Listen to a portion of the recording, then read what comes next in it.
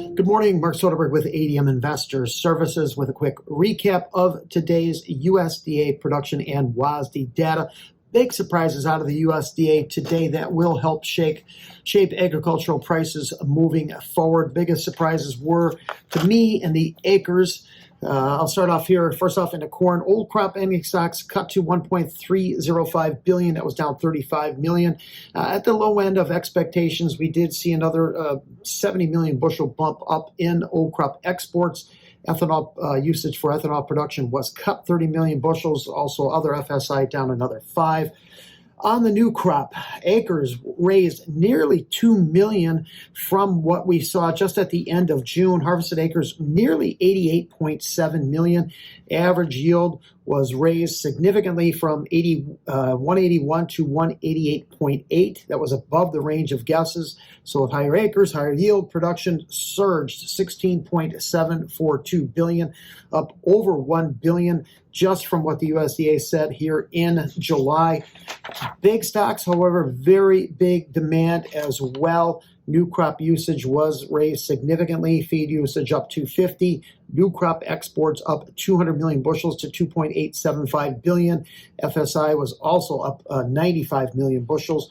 So new crop ending stocks up above expectations, 2.117, but not near as much as you would expect given the magnitude of the supply increase.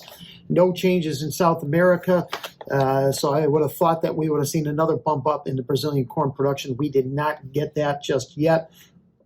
On the soybeans, old crop ending stocks were cut 20 million bushels. We saw a 10 million bushel bump up in exports, a 10 million bushel bump up in crush. So old crop ending stocks at 330 million bushels.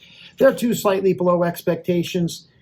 Acres were slashed, another 2.4 million, down almost 6 million from just a year ago, that on the harvested acres.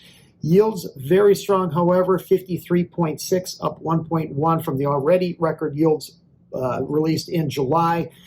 Production came in just a touch below 4.3 billion. That down about 75 million from the average trade gas, again, entirely related to the acreage shift. On new crop, we did see ending stocks slip to 290 million bushels. That was 20 million below the average trade gas. We did see exports shaved 40 million bushels due to the tightening supplies there. So we're seeing a sharply higher trade in beans, up another 20 cents here today. Corn prices are down about 10 cents as we speak and have seen a little bit of a bounce off session lows. Shifting over into the wheat, wheat production just cut ever so slightly from last month to 1.927 billion. That was in line with expectations. Winter wheat production up 10 to 1.355 billion, about 10 million above expectations. The biggest increases were in the hard red winter wheat production. So a little bit of a dip in white wheat with drought impacting areas in the Pacific Northwest.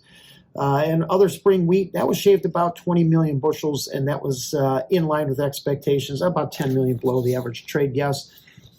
Ending stocks, 869 million bushels. We did see a little bit of a bump up in wheat exports as well. The global stocks largely impacted by the U.S. Stocks. Otherwise, globally, not much change this month. World wheat stocks, 260 million metric tons, down 1.5. Corn surged 10 million metric tons to 282, and little change on the soybean side. Actually came in at the low end of expectations due to the tightening stocks here in the U.S. So wheat prices are mixed here, down 8 to 10 in Chicago and Kansas City, mixed right now in Minneapolis.